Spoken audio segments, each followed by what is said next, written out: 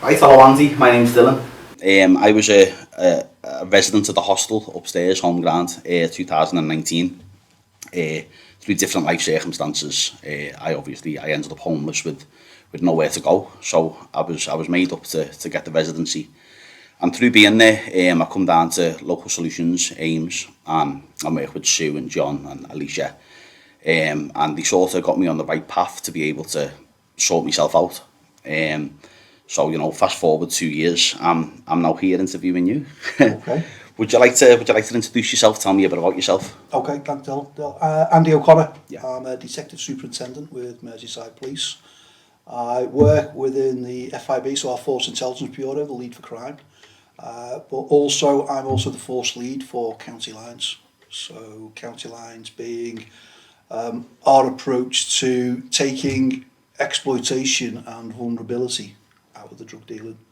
Okay, because what I see is our crime groups exploit people to do their dirty work for them. So as part of our work under Project Medusa, it's to stop that from happening. That's our aim. I want our crime groups stop exploiting vulnerable young people, vulnerable adults. They're more than happy to reap the rewards and benefits, shall I say, of what they may make from drug dealing, but the poor people that they exploit, the crime groups don't want to be anywhere near the police activity when we come to doing the arrests and enforcement that we have to do Yeah. in relation to it. Yeah. So that's fantastic work. My background a little bit was sort of, I was exploited by people older than me from about the age of 13, 14. Yeah. So I'm quite passionate about the subject. And I think the work you do is fantastic. And I think anybody who thinks otherwise is blind to what's really going on. I've got a few questions that we've got together through different young people Okay, over the course of a few weeks. So I'm going to fire away. that's fine. So the first question: do you think there is a barrier between police and young people? If so, why? Is there a barrier? I think the barrier and what we accept is a lot of the time police, we're not trusted. There's that percept the police can't be trusted, and I think that is, and I'll probably use this phrase a lot of time, it's a perception that people have. I'm from Merseyside. I grew up on Merseyside. I've been in the police for 29 years now. And I think what you'll see in policing nowadays is we've changed our whole mindset and approach to dealing with these types of things like county lines, drug dealing. Whereas in the past, our approach was always arrest everybody. Everybody who's involved who's got drugs on them, we'll arrest them for possession. Anybody who's got a lot of drugs on them, we'd arrest them for possession with intent to supply. Without, I'll use back in the day, thinking, actually, what led this person to have their drugs on them? Like you said, you were exploited from a younger age. Policing's completely changed now. We realise that. We realise, as you said, crime groups don't want to get their own hands dirty. They're exploiting younger people. They're exploiting vulnerable people to do it. So I think, in answer to your question, Dale, I think the barrier is there. We're really starting to break down these barriers now. Yeah. And that trust, and we know it's not going to be instantaneous. We've got to build that trust. We've got to gain your trust to say we all join the police because we care about our communities, and what we do is we're there to protect our communities. 3 things: we want to make Merseyside a safe place for us all to live, safe place for us all to work, and a safe place for people to visit. And by doing that, we can only do that by working with our communities, not against them. So yeah, we have got some barriers to break down. I think that perception, we've got to overcome it, that we're here to give people a hard time. We're not. We're there, our job is keep law and order, protect the Queen's peace. Actually, it's to protect the people who are in Merseyside and look to safeguard them. So, and I like to think a lot of the work that we do with Local Solutions and other partners is helping break down them barriers to say, actually, police are there to help. Yeah. We're there to, safeguard the vulnerable people. Actually, do I want to arrest the bad guys? Yeah, I do. Yeah. That, it's one of the reasons why I joined the police. But actually, over years of policing, I've realised at times, I'd say sometimes we might have arrested the wrong people. What I say in relation to that is, You know, you mentioned if somebody's got drugs on them, we just thought they got drugs, it's an offence. Yeah. And not really thought about that person's life story, what's led them to be in possession of drugs. That's completely changed now. Yeah. You know, we do really take that into account. I think that's fantastic because growing up myself, you know, that is the sort of mentality that, you know, they're out to get, the police are out to get you. But I suppose when you're doing something wrong, that's always going to be the mentality. It is when you do something wrong, but actually, the younger you are, and if somebody's been exploited, Yeah. you know, we kind of all grow up knowing what's right and wrong, knowing Yeah. what we can do, what we can't do. But the way the groups will exploit people to do it, you know, it's very exploitative. They get into the mind, don't they? They play tricks on you. Yeah, They yeah. think they'll pretend to you, I'm your mate, don't worry, we'll look after you. When they're tricking you. Yeah. You know, they're tricking you and actually making you do something. So they're the ones who are in the wrong. Yet, in a way, in the eyes of the law, are you committing offence? Well, yes. But what we're able to do now is really look at it with a kind of wider lens now and go, okay, hang on a minute. This person might be doing something wrong, Yeah. but they've been forced to do it or exploited to do it, coerced or threatened, or members of the family have been threatened. Yeah. Because we know these are all the tactics that our crime groups use. Yeah, yeah. So, why do you think the teens today tend to commit crimes? Okay, I think some of the time it might be through boredom. Yeah. If you look at the crimes, that you know, most of the time I think you'll find it's lower level antisocial behaviour. Go back to what we were talking about before. There's sometimes nothing for them to do, Yeah. and they'll get involved in. It might just start a little bit of messing around, progresses to maybe antisocial behaviour, maybe some low level crime. I think sometimes maybe out of boredom. Sometimes pressure from peer groups. A lot of the time pressure from, you know, not just peer groups, you know, they're called, whether they're involved in that periphery of crime, being, again, forced, coerced, threatened to do it. But I do think a lot of it is down to their lack of opportunities that they've had in the recent past. I think that's now changing an awful lot, especially in Liverpool. There is more opportunities, more things to do. You know, I said the likes of local solutions, the football clubs, all the other providers, local providers that we work with, are giving teens more chances, more opportunities, more things for them to get involved in outside of school. You know, because they're in school for what, 6-7 hours a day, but most of the time they'll finish at 4 till what is there to do? I think the opportunities that we're now seeing right across, you know, not just Liverpool, the whole Merseyside area, is giving the young people a lot more to get themselves involved in. Yeah, there definitely is a lot more opportunities out there now than maybe there has been in the past. As you mentioned, everything in the community, they've done a lot of work with me. AIMS, Local Solutions, a staff member at Local Solutions and AIMS give me an opportunity that completely changed my life. So the opportunities are definitely there for people. Do you think more needs to be done on spreading the awareness to everybody, or to as many people, young people, that these opportunities are available? And what do you think could be done? Yeah, is there more opportunity? Yeah, there is, and there's a lot more work for us to do. You know, so we work closely with, as you said there, Local Solutions, Everton in the Community, Liverpool Foundation, AIM. There's so many organisations that we work with across the city. And really what we're in a at times advantageous position to do is we have funding. You know, we have our own funding, so, and we also get Home Office funding. So a lot of the funding that we have from Merseyside Police, it's known as the Chief Con's Priority Fund. And where we get that money from is, it's money we've taken from top criminals. So from criminals, when we've seized their cash, we've seized their assets. So like whether we've seized their house, if they've bought that through illicit gains, or their cars that they've got, we can then sell that property once we've shown that they've got it through crime. And we can reinvest that money through the Chief Constable's Priority Fund back into the community. So that's where a lot of the money comes from now.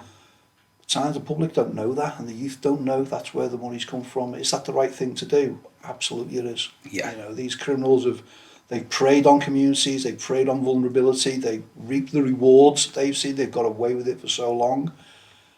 Is it right that they've got the money? No, it's not. Okay, so the money that we get back from them, we're able to reinvest all of that back into communities and back into community projects. You know, we also get money from Home Office so the county lines funding that we got allows us to invest in a lot of different providers. You know, we're able to spread that money across, so we are really then able to help the different needs and wants of not just young people, whether it be vulnerable people, whether it be adults. We want to be able to, you know, offer support to anybody who needs it and wants it. Yeah. You also, you know, it's a lot for us to do. There is a lot for us to do. Goes back to what we said before about breaking down barriers. We're trying so hard, and we've done an awful lot over recent years to break those barriers down and build that trust with the communities, and we're having, you know, really great success with it. But how we get that message across is through things like this. It's word of mouth. It's so people go, actually, you know what, Merseyside Police are all right then. They've helped us, they've funded this, they've given us these opportunities. So, you know, the police aren't just there to arrest people. Yeah. We're there to help. We're there to protect the public. And actually, you know, like I said before, we want it to be a better place to live. It's got a great reputation, Yeah. Liverpool. You know, wherever I get to go around the country and speak to other police forces, people love coming to Liverpool. You know, the whole nightlife, the clubs, everything about it is a great place. Yeah. And you want to hear that. So actually the message for us is getting it out wider and wider. There are opportunities for people to do. Yeah. You know, social media.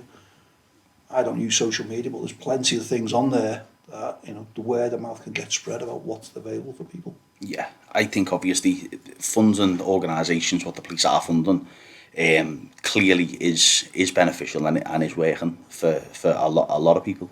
But I think there's a lot of people that are just unaware the work that the police are doing and the funding they're providing.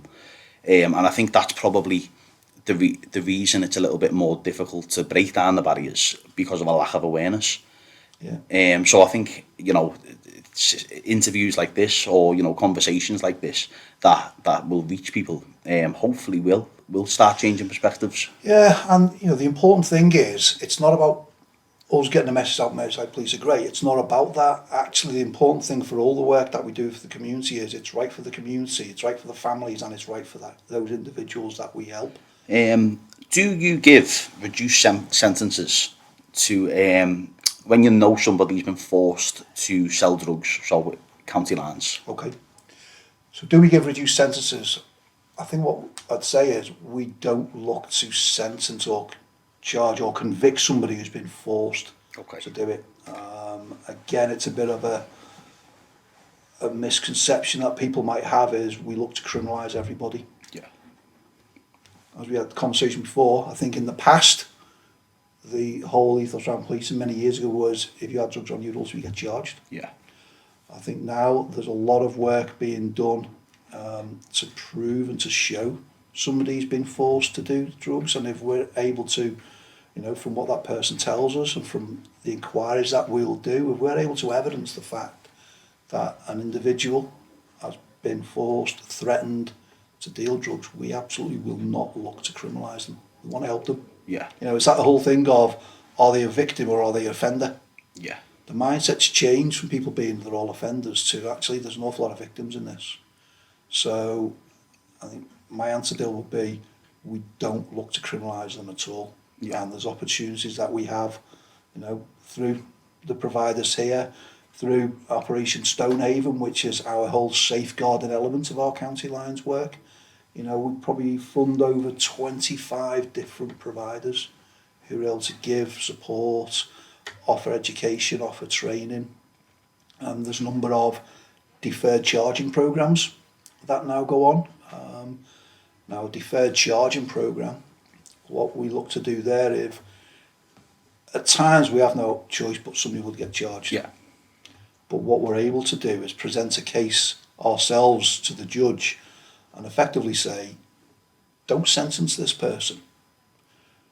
What we want to be able to do is do a deferred sentence, which actually means, can they go and work with one of our providers? Yeah. Go on one of the courses, one of the projects that they run to help that individual. Yeah. Now, if that individual wants to do that and they go through that program and whatever kind of suits their needs and backgrounds, at the end of it, there's no conviction. Yeah.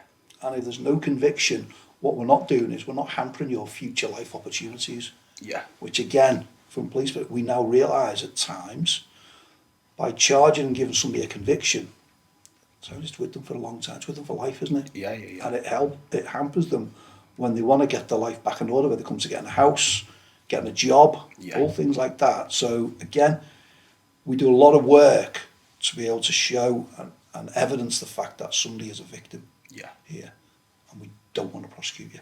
Yeah, that's Okay. yeah, that's the see, I wasn't aware of that. Yeah. And I think growing up myself and the perception of people that I knew was, okay, you might be in a situation where you don't want to be doing what you're doing.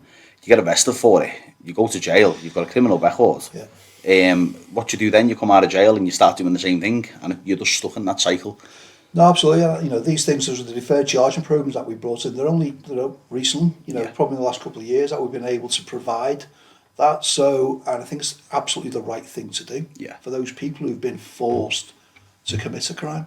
Yeah, You know, definitely. and not for all levels of crime. Actually, it depends upon what level. But actually, a lot of the things around the county lines and people who've been forced to deal drugs, right? There are those opportunities now where we can go.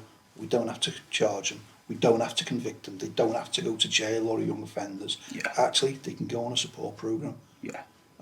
and that actually helps them in the future to get, whether it be some more education, training opportunities, employment opportunities. Because once they've got a job, and we speak to most of these young people, go, I wanted some cash. I Yeah. wanted a job. Okay, we can help you get a job.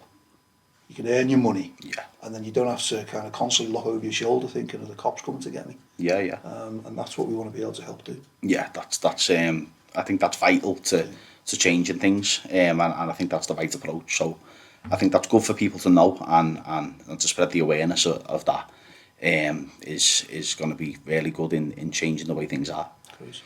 Yeah. Do you think young people who are involved with selling drugs, if they're put into a situation where they've got to give evidence, do you think that could be as detrimental to the future as being arrested and going to jail? Again, and I understand that from that person's individual position. There's that fear of, or the perception, I can't be a grass. Yeah. I can't grass on whoever I'm doing this for. That's very much a Liverpool thing. Yeah. I know the place here, but not as much as we do here. That is that perception of what will happen to me if I do grass. Well, actually, you're a victim. Whether it be a victim of you being forced to deal drugs or you're a victim of violence, I still can't tell on it. Well, in 29 years of policing, I've never seen a victim who's given evidence to say this is what happened to me, have retribution taken against them. Right. Now, although we can't guarantee that won't happen, there are still a lot of safeguarding measures, excuse me, that we can put in place to make sure that that person's safe. And sometimes there is no option but for them to give evidence, Yeah. depending on what the offence is. I think it's really sad that an individual has actually then thought, rather than just tell the truth of what's gone on, I'll take the rap for it. Yeah. So actually, we've got somebody who's therefore got a conviction, Yeah. maybe gone to jail to safeguard a cowardly crime group. Yeah. And I'll go back to my whole thing. The reason for our county lines approach and the work that we do is I want to be able to stop our crime groups exploiting vulnerable individuals, families and communities, because that's what they do. Yeah. They want that notoriety, they want to have that kind of status of being in a crime group. The message is, do it yourself then. Yeah. You do it yourself, stop getting somebody else to do it, stop letting somebody else get locked up and potentially go to jail for it. Yeah. That's the whole drive of our county lines work. Yeah. Yeah. That's great. I know of people, and obviously you hear stories, people who are away for a long time for crimes they didn't commit. Is there anything going on? Is there anything going on to maybe prevent people going away for crimes they didn't commit, without them having to tell the truth? Yeah, and it comes back to what we talked about before about us looking for more of an evidence-led prosecution as opposed to getting a victim or somebody to come forward and say, this is what happened to me. Yeah. I think what it would need is ultimately a bit of a change in legislation Yeah. in relation to it. You know, our laws, you know, police, we don't make the laws, we just uphold the law. Yeah. So, and some of our laws have been there for quite some time now. Yeah. I know some of the laws around modern day slavery and exploitation are really being looked at now, Yeah.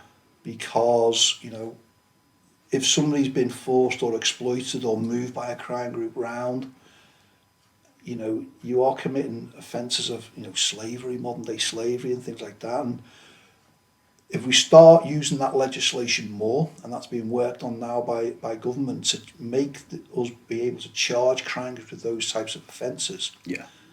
people will start looking at the crime groups in a different way. You know, because if you're exploiting young people, it's similar to charging somebody with sex offences. You know, when you see something charged with sex offences, horrific crimes, Yeah. public are horrified. Yeah. What we want to be able to do is help the public understand our crime groups exploit and manipulate in the same way at times. Yeah. So by that change in legislation and, you know, what's being worked on at the moment, we'd be able to charge more of our crime groups with exploitation, modern day slavery offences, as opposed to just drugs offences. Yeah. Because if a crime group is charged with just drugs offences, my own view is at times that's looked upon as a bit of a badge of honour. Yeah. They'll go in, I'm in for dealing drugs, or, you know, well done, mate. But actually, if the people know actually that what they're in jail for is for dealing drugs, but because they've exploited kids to do it on their behalf, Yeah. it kind of got a different angle to it, and it doesn't sit comfortably with the public if they really understand, well, that's what they're doing. So, Yeah. and that's why I said the whole thing around things being done in the background, a lot is being done to try and change the legislation to fit modern day. You know, Yeah. it's 2021, some of our laws are quite historic, and that work is going on now. Yeah. Yeah. That's good to hear. Yeah, I think when people, it is almost a glamorous badge, the way people perceive drug dealers especially, and as you say, other crimes such as sex offences, obviously people are shocked straight away when they hear it. And I think maybe people, when they reach the top of that world, will also commit other crimes thinking, you know, they're untouchable because they're getting away with what they're getting away with. And it's not, you know, it's not surprising, and I personally know of people who are in that world, who are doing a lot worse things, such as what you've just mentioned, and are getting away with it through fear. Okay. I think what we'll say is that from our perspective in Merseyside, as I said, what we have to look at, we want to protect the public communities of Merseyside. Those levels of criminality, we're aware of them. Yeah. We deal with them all. So these people who think they're getting away with it, you know, I'd say they are being looked at. Yeah. And they'll be looked at by varying levels within the police. We have, you know, the region, so our Northwest Regional Crime Unit do it. We've got the National Crime Agency. So actually there's a lot of tiers of policing. Yeah. What's been in the press recently is, you know, these people have been locked up under Operation Venetic. Yeah. So the criminals who thought they got away with it for so long and were doing things via EncroChat, Yeah. Yeah. actually law enforcement caught up with them. So, you know, our message is, if you're involved in that level of criminality, we are coming for you, and that's our relentless approach Yeah. to tackling crime. Because actually what these people are doing, whether they be at that top level of criminality, they're impacting on our communities. Yeah. They're impacting on the communities, they're impacting on the lives of our individuals and our families, and that's wrong. Yeah. That they benefit from that. Yeah, definitely. Do you think the almost glamorous perception people have comes from people in situations where they don't have a lot and they look up to the spire, and it's more so the money than the act itself? Absolutely. And again, and that's what a number of our crime groups will portray, the wealth that they've got. Yeah. You know, I've dealt with crime groups who, to give that illusion of wealth, would go and hire top of the range cars. Yeah. You know, they go and rent out Range Rovers, BMWs, Mercedes, and drive round. Yeah. Start the exploitation and saying, you could own a car like this, you Yeah. know, like these footballers do, and it's all an illusion because Yeah. they haven't got any money, but that's how they exploit. Yeah. So to therefore how they protect themselves if you go to a young person who is vulnerable Yeah. and would go, oh, look, I could have a car like that. Yeah. That's the manipulative approach that the crime groups take. Yeah. And you're right, these crime, a lot of them, they haven't got any money. Yeah. You know, is money, money is made from crime, you know, Yeah. unfortunately. And it's, the money made is at the expense of others. Yeah. So whether it be a car that's stolen, somebody's house that's got broken into, a robbery that's been committed, Yeah. the theft to fund their drug habit, you know, that may be the money that they gain from it, but it's at the expense of other people. And Yeah. that's what we want to really impact upon. So all those levels of criminality are being looked at. That's our relentless approach. Yeah. But the reason why we go after the criminals Yeah. is to safeguard the vulnerable. Yeah, that's very reassuring to hear. Um, do police use intimidation as an approach? My initial reaction would say no. Yeah. I think policing is, it's a difficult job at times. We are the emergency service of first resort. Yeah. So no matter what's happening, the first thing people do is all ring the police. Yeah. At times, police will deal and are confronted by, can be dangerous and volatile situations. I think, you know, if we face levels of intimidation, it's how we react to that, because ultimately what you're always trying to do is diffuse a situation. Yeah. You know, and I'd say the best weapon I got taught when I joined, the best weapon that the police have got is our gob. Yeah. You know, I would sit here quite comfortably saying I don't think we intimidate, where that's the perception, again, that the public have Yeah. of us, and where that's a kind of the word of mouth, the police intimidate, they wind up, blah, blah, blah. Well, we don't see it, we don't get reports of it. Yeah. Again, at times when we see, you know, what happens on social media, when cameras are stuck in people's faces and people record what's going on, Yeah. police can be goaded, Yeah. I said, threatened, etc. And I think it's the way that, you know, the training that all police officers and police staff go through Yeah. is to really bring that level down. Yeah. You know, we just want to diffuse a situation. We want to become, you want to have a normal conversation like me and you were having. Yeah. That's your ultimate aim. Unfortunately, there are times where that because through drink, drugs, you know, sometimes mental health, where things could get potentially physical, involving a fight. But again, the training that we have allows, particularly our frontline officers, of how to deal with that. So Yeah. the person is, you know, safely restrained or, you know, subdued, you Yeah. know, so nobody is harmed. That's Yeah. ultimately what we're looking to do. At times, we have got to arrest bad people. Yeah. But I'd like to think, and I'm comfortable that as one of the senior officers may say, please, we don't use intimidation tactics. We're not there for that. Yeah. That's not our role. Yeah. And if that does come about, we have robust procedures to deal with officers who are, you know, take their approach wrongly, Yeah. and, you know, they will get dealt with for that reason. Over your time working for the police, have you noticed or have you heard of any situations like that where the police have maybe not acted accordingly? And if so, has it reduced over time? There's always instances, and, you know, we don't sort of, there's things that have gone on in police forces throughout the country, Yeah. where police have done wrong. Yeah. Now, what we do have is we have professional standards departments, we have anti-corruption units who are there to make sure we remain within the law, we do the right thing, and that's what you'll find. Virtually every single police officer, police member of staff joins the police to be Yeah. law-abiding citizens. If there are people who step out of line and do things wrong, rest assured they are dealt with. Yeah. They are dealt with if need be. They can be arrested, charged, convicted like anybody else. Yeah. Okay, so your police badge is no protection if it comes to you committing offences. So have I ever seen it? There's been cases in years gone by where you've seen people who've done things wrong. Yeah. And what I will say is Merseyside Police will deal with them robustly, as the public would expect. Yeah, that's great. Do you think in the past, when the mentality was sort of arrest everybody, charge everybody, how do you think that worked out? Okay. Looking backwards now, I think we can now say at times has some of the actions of police doing that in the past affected somebody's life and future? I think it has. Yeah. I think the days of us also doing our operations to take out a crime group who are, you know, preying on an area or a community, I think what at times we've left that void and left that vacuum for others to fill. Yeah. So the work that we do now, this isn't just about policing. It's about the partner agencies who can help us make sure that if we take out a crime group, no one else comes in to then prey upon that misery.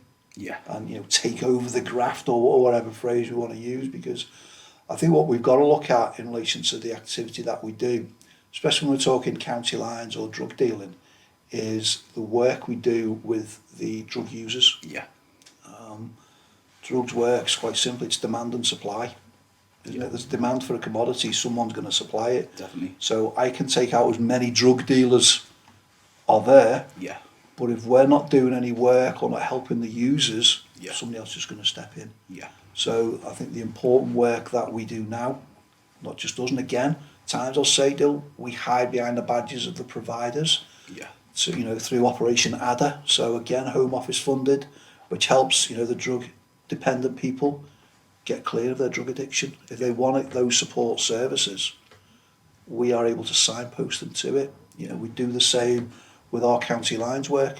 A lot of the county lines work that we now do, our role is we want to identify who the controllers, who's controlling this graft line, who's got the phone. So when we take possession and ultimately catch them, we'll message the drug users. Yeah. In the same way that the drug dealers go, we're open for business. Right. We'll message the drug users and say, listen, it's Merseyside Police here, we're doing operation here. We just arrested the leader of this crime group. Yeah. We understand you might be a user of drugs. If you want support and treatment, and we can signpost them to whether it's for drug treatment, alcohol, debt, housing, mental health. So again, what we do is we work with all the providers in that locality and ask them, what capacity and capability have you got to take in more referrals? Yeah. And a lot of the time they go, well, we need some extra staff or we need some extra money. Well, actually, we're able to help with that. Yeah. So the funding that we've got, whether it be through proceeds of crime, whether it be through Home Office money, we're able to put money into treatment services. In the past, I'm somebody with 29 years in the police, would I have thought of doing that? No. But my mindset's changed. All policing's changed to this more preventative approach. Yeah. How are we going to stop it from happening? Well, actually, help the users. Help the user of drugs who, I think from my perspective, the vast majority of them haven't chosen to be drug users. Yeah. Something's happened in their life, something major has happened for them to resort to drugs, and then they become addicted. Yeah. And they've started committing low-level crime and things like that to help fund their drug habit. So actually, by us helping the user, it helps them get clean of drugs. It gives them better life opportunities, but also it reduces the impact on local and neighbourhood crime. So they're not committing as many, shoplifting. They're not stealing from cars. They're not stealing from people in the street. They're not breaking into houses. Yeah. So actually, it's helping the communities. Again, it's the right thing for us to do, and we're doing that through Operation Adder and a number of the other programmes that we do.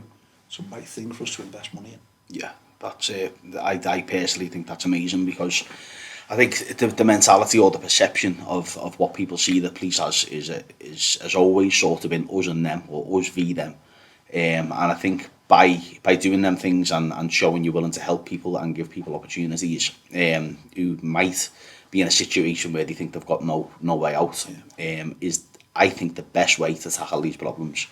Obviously, if you've got nobody to buy the drugs, there's nobody to sell the drugs. Yeah. So, and then, it's having an impact on where taxpayers' money's being spent because of vandalism, break-ins, robberies. And over the years, obviously, we learn as we go along through different experiences. And I think that is the right way to tackle problems. Absolutely, I agree absolutely with you. For us, the money that we use is either money that we've taken from criminals and we look to reinvest, or it's money we get from government or Home Office. So that's public money. That's my taxes, your taxes, everybody's taxes that we pay. Is it right that we invest some of that money in treatment services for drug users? Yeah. My view is absolutely it is. Yeah. Because one, it's helping that individual. It's helping reduce the demand for drugs, but it's actually reducing the crimes that are impacting upon the communities. So, and an investment into treatment services can often be a lot less than dealing with the consequences of, let's say, knife crime or a gun getting discharged and somebody getting seriously injured or killed. Yeah. The cost to policing then is huge. And, you look at our Chief Constable, Serena Kennedy's, one of her main priorities is preventative policing. Yeah. So our Chief Constable now wants to invest more in treatment services, preventive services there Yeah.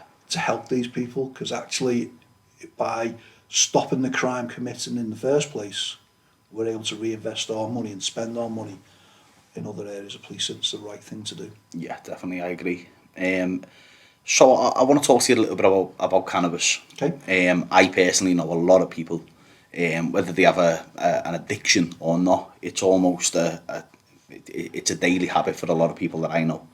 And I think people think if I get arrested with, with a joint or with a bag of weed, then they could get a criminal record. Mm-hmm. What are your views on people being arrested with possession of cannabis? Okay. I think my views on possession of cannabis, it's illegal. Yeah. To possess it. It's a Class B drug. Actually, again, what we don't look to do is we don't want to criminalise people. Again, there might be a reason why somebody's got it, but actually, there's ways that we can deal with that person, whether it be via a cannabis warning, they would get issued, and that's not a criminal record. Okay. Now, what we want to also get across to people is help them understand, and they think, oh, cannabis is fine. It's it's only cannabis. Yeah. But actually, cannabis is one of the ways that, again, our crime group exploit people to make their money. Yeah. So, cannabis is sold by crime groups to help them get more money to buy and fund other things. And again, it's wanting to be able to help the public understand that the cannabis that they are buying is paying for serious and organised crime. Yeah. It's helping crime groups do more, and whether it be buy other types of drugs, whether it be cocaine or heroin. Yeah. So I'm one, and we often get asked about the legalisation of cannabis. I'm not absolutely against it. Okay. I've seen the harm it causes. Yeah, we hear about the medical help it can give some people, where there are ways to get that through your GP. But actually, I understand that one of the drivers of serious and organised crime in this city is our crime groups will grow and sell cannabis to make money, to help them get more money to buy more drugs. So it's a kind of the snowball effect.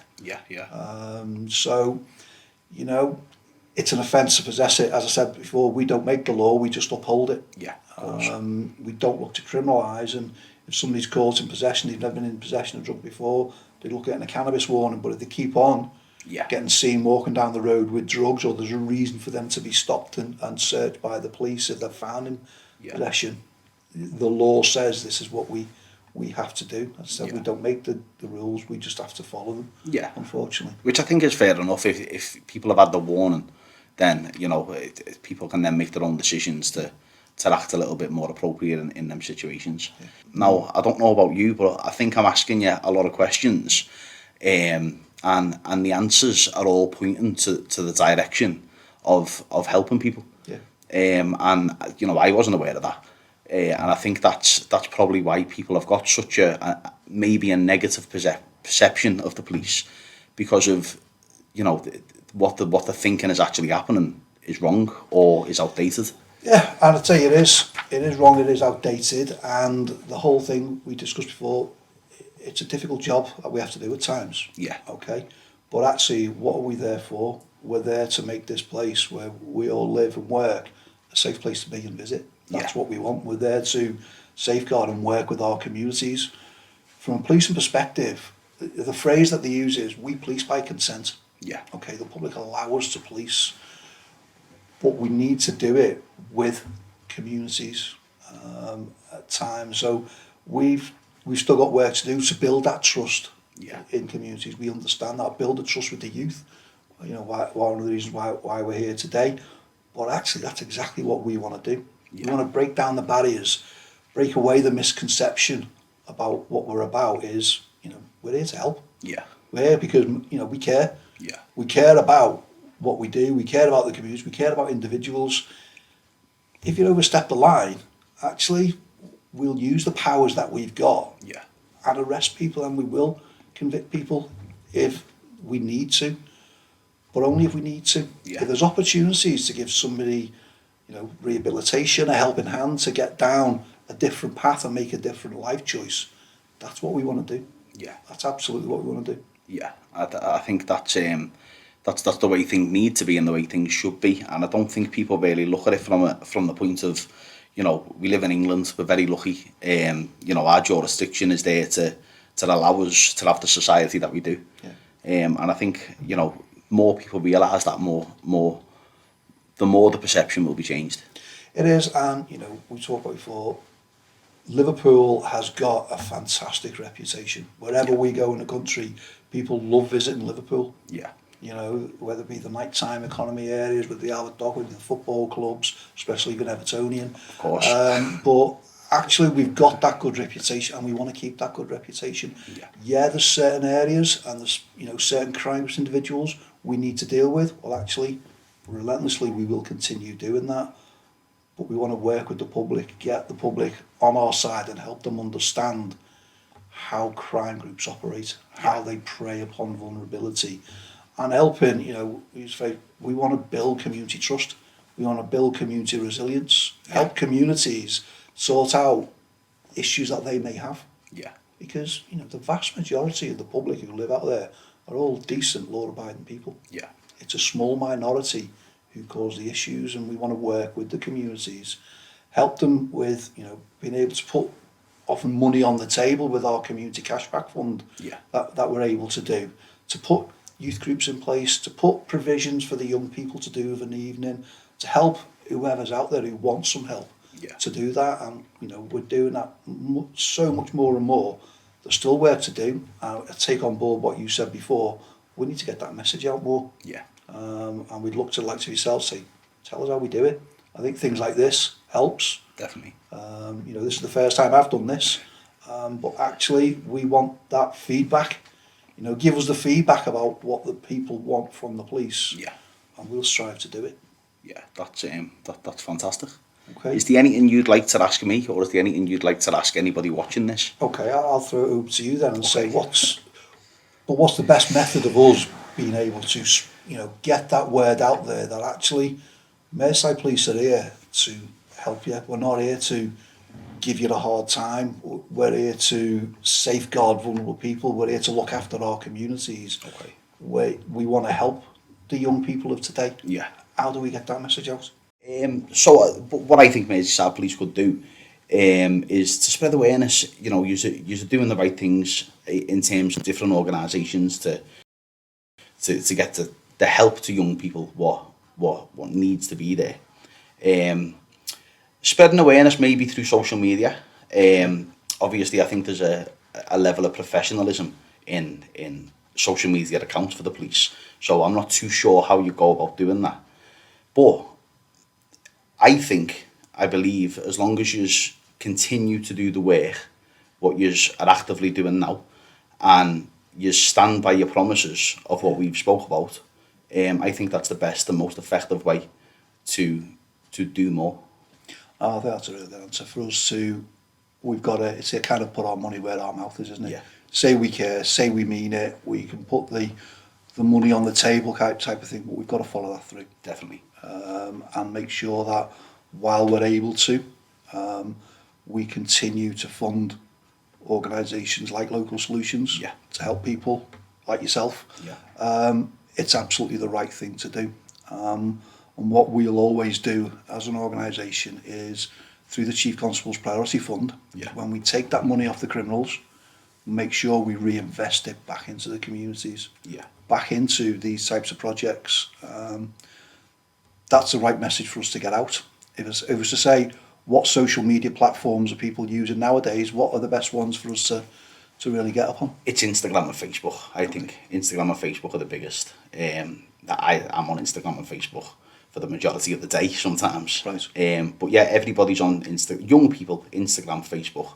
If you can get maybe some sort of promotional stuff out there, just to spread the message. I think obviously what you've told me today, when people hear that, I think that will change their minds on certain things. Good. But it's all about, you know, you've talked a good talk. It's about walking the walk. Oh, I absolutely have that. And I think if people, I would say, do their homework as well. Yeah. Check about what we're saying. Have we got those things in place? They'll see and be able to read the organisations that we work with. You know, case studies of the young people we've been able to help. Yeah. But the important thing isn't about Merseyside Police. Yeah. It's about those individuals and about those providers who are in our communities now. Yeah. Being able to continue doing that. Yeah. And, you know, we're always looking for opportunities to get funding. Yeah. And get funding to help the local providers, because that's the important thing, you know, the local providers who are in the communities that need that help. Yeah. And it's the right thing for them to do, but I'll take that on board. I don't use social media. I wouldn't know where to start, other than I get me Twitter feeds from Everton and the Liverpool Echo. Yeah. That's probably about it. It's the most important stuff. They're the most important ones. So again, thanks for your time. Thank you. Cheers, mate.